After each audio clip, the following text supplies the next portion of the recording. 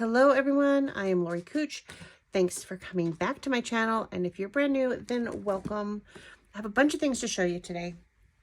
If you've been following along, you know that Creative Memories has been doing vote boxes for advisors, and vote box number 1 had Memento inks and a blending brush in it. And then it also had this 13 by 13 nonstick craft mat and a stencil, and it was voted and we said, yes, we want to add it to the product line. So we have new inks in our product line. And I got to tell you, when it comes out initially, each color group, you want to get that bundle because the bundle comes with a color coordinated blending brush. And that's the only way we have the blending brushes right now is in this bundle.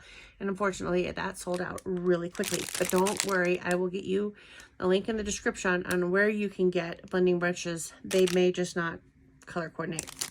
But they tell you, like this one says it's clay caramel. So then you know it's going to go with the Potter's Clay ink. This one is Lilac Plum. Ooh, let me get it out of here.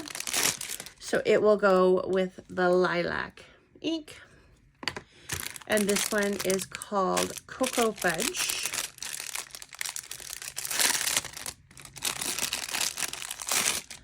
And it will go with the Rich Cocoa ink.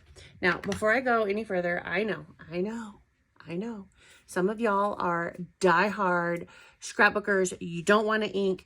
You don't want to make cards. You don't want to color things. And I get it because I was you. I was initially with Creative Memories and I wanted no part of stamping or inking or any of that. I was never going to make a card.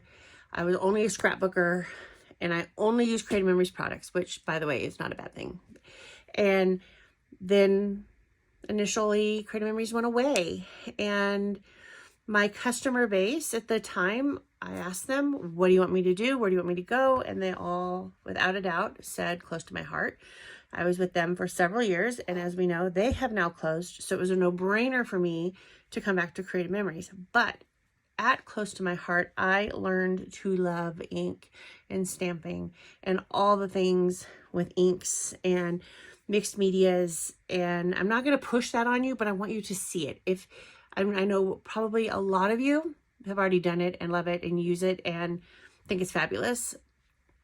Perfect. Then I'm not going to show you anything new. But if you were like me, give this a shot. Just see me out here. So the first thing we have is the 13 by 13 non-stick craft mat. And if you had one from close to my heart, then you know what these are. I'm going to move these out of the way. They kind of have a little bit of an adhesive on this side. Nothing like horrible sticky. It's not going to like rip your countertops off. But it will lay on your mat, on your counter, on your wing, and lay down. Mine is not, because I will tell you why. Because this is textured. See? So it can't get a good grip. But it's no fret. We are fine. I can just stick something on there to hold it down. It's not that big of a deal. We're fine. Okay. The next thing I have. Oh, these. I want to tell you that this nonstick mat is just $15. And these little inkies are $6. Now, like I said, Creative Memories doesn't have the coordinating brushes, but I will put a link to them in the description on where you can get some. The next thing that I have is the 5 by 5 stencil. It's Falling Leaves and Flowers. How cute. And that is just $5. It's $5. Can't go wrong with that. And then what else do I have? Oh, the small Flex Pod is not new. And this one is the Rainbow Dots one. The current one on the product line is all black. And it is $14.75. But look at this. It's got this little thing here. You can move this. And then look what fits in there. Your inks and your brushes. And of course you'll get more inks and more brushes. And you can make this any size you want. So perfect for your inks and brushes. You don't need to go buy new storage because you more than likely have this, because I bought this the second it came out because it's fabulous. But let's clay. So I'm going to be storing mine in here, by the way. And my stencil will fit in there as well. So I just have some white cardstock here, some scrap to show you these, and we can blend some together. So I'm going to, we're going to start with this little leafy down the side. I don't really know what these colors look like. To be honest with you, I have never used Memento ink other than the ink that came in the vote box for us to test. And it was, I already opened that one. It was great. So you know what? Let's actually do some chrysanthemums. Can you see this? Because I know what those colors are. So, and I love these little caps that are on here, because now when I get this all inky, I can just put this on and nothing else is going to get inky. So we're going to open this up and we're just going to ink up our brush. Just however much you think you need on there. And then we're just going to rub it over this stencil. And I'm going to just kind of do it. I'm going to show you some blending here. Whoopsie. Tape them down. That's probably a smarter idea.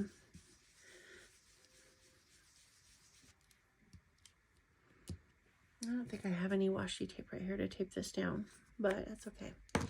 Then I'm going to take the Potter's clay.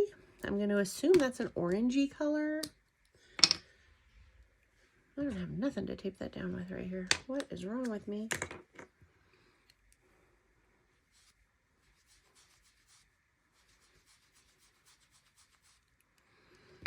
And I'm going to just line this up as best as I can with how I had it.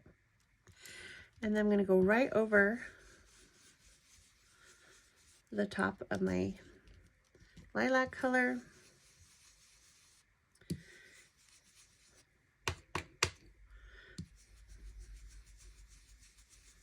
And blend those in together. And the more you put on, the darker it's going to get. So voila, I noticed I got that on there. So yeah, that's how you can blend some inks together. I'll show you some other things. If you wanted to just do a like a background on a page, you would just start by swirling that on there. I didn't get enough on there. Go in circular motions. If you press hard or light is going to depend, you know, that will determine the darkness of, and I can go all the way on here. It's not going to do a thing. It will wipe right off of there. And then I will come back to the lilac, since we already had that one out.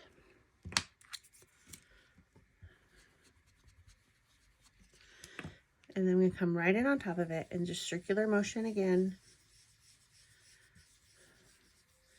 And kind of go over so we get a like an ombre kind of effect in there.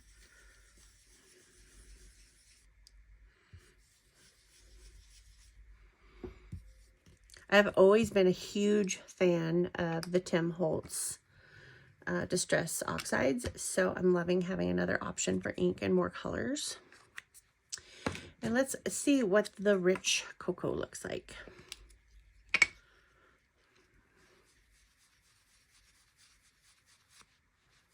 That's going to be a really nice, pretty brown. We're going to come in right on top of this. So this is a really darker color. You probably wouldn't normally be blending these two colors together. I'm just wanting you to see how easy they are to use.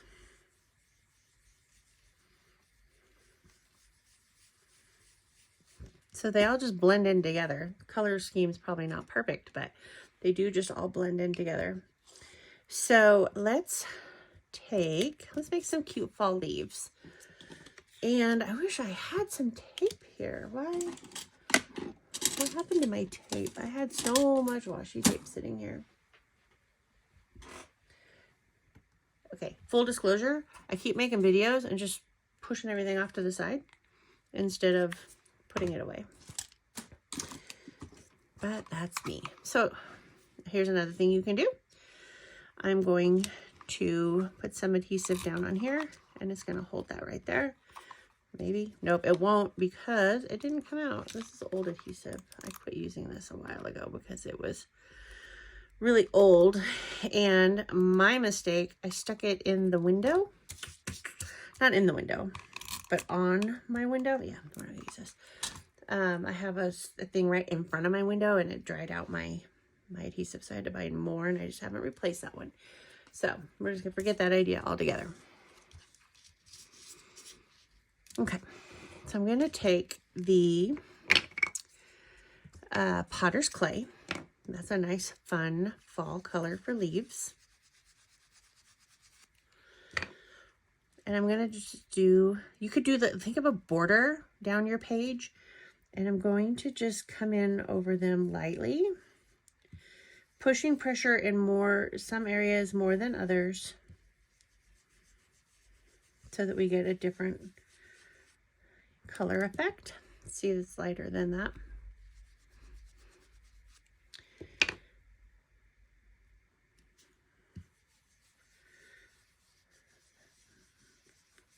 And then I'm going to come in with the brown, because fall is browns.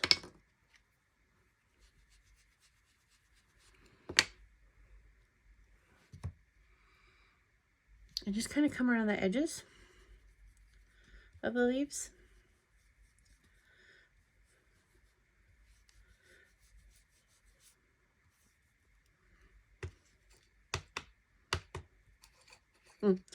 Silly, I can't do that one-handed. I'm just trying to add a little bit of dark to this, because we know that the leaves get darky and crunchy on the edges.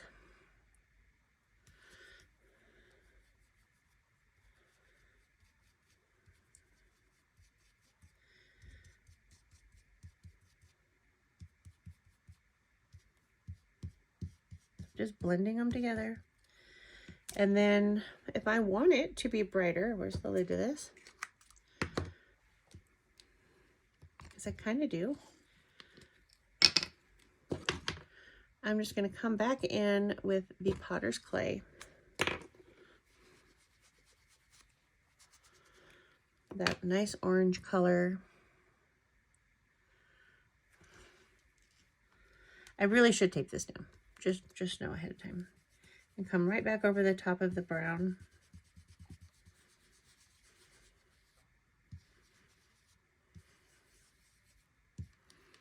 So then we have some leaves. Now, of course, you'll want, like, see how I hit this? Tape it off. Post-it notes work. So like I was here, if you were on a scrapbook page, you wouldn't want this little booble that I got right here. So you would put this here, and then you would just put some Post-it notes down here, or some masking tape or something, washi tape, so that it would protect your page. You could lift it up and remove it when you're done, and you wouldn't have anything there. Now, the next thing, and I don't have it right here. These are easy to clean. I'm just going to take a baby wipe and wipe this off, or go run it under my sink and water and let it dry. So do not be afraid of blending inks, guys. They are so much fun, and you can do so much with them. You can even just ink your edges of something by just doing that. See that? It adds a nice little touch that you don't even really think about when you're doing stuff. I highly recommend this mat. It is perfect for things. You can, let me show you this. You can spread your ink on here. I'm pushing down a little bit and spreading. So you can do kind of a smoosh technique. Do it this way. And lay your paper on it. And your paper will pick up that ink, give you a nice background. I just got it all over me. but it gives you a nice background for a page or a card or whatever. You know, there's so many things you can do with ink. I can't even tell you them all right here because there's just too many to even think about. But what else could we do? Okay, let's try this. Let's take, see how it cleaned right up? It just wipes right off of there. It's on my fingers, but it wipes right off. We're going to take the potter's clay. I'm going to do the same thing.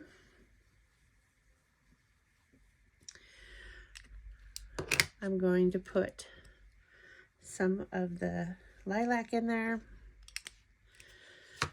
And then I'm going to lay my stencil right on top of it.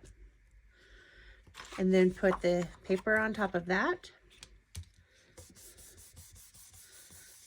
And rub. Well, that didn't work out so well. I was hoping that the stencil would come through on there.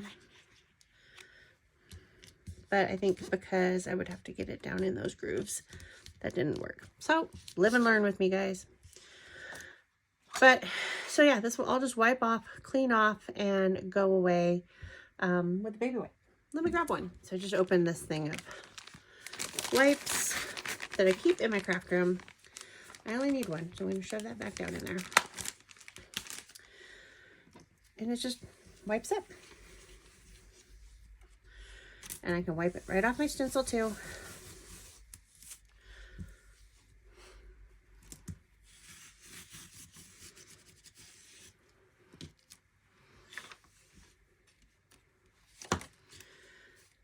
See how easy that just wipes off? All gone. Let these dry and they're ready to use again. And I'm smearing it off of my baby wipe. Not that it's still on the stencil, it's just still on my baby wipe. So let that dry. Let this dry before we put some paper down on it. Because I really don't think baby wipe is safe for my photos and projects. But you guys, that's it. That's this product and you're gonna love it. I promise. Give it a chance. I'm gonna slide the stencil under. I'm gonna put the brushes in there. I'm gonna put the inks in there, and this is my new ink holder. And this is ready to go right to my crop with me. So I hope you like blending inks. I hope you will give it a shot. And if you have any questions, please, please, please reach out to me. I'm always here to help. And click on those links, check out the products, and have a wonderful evening.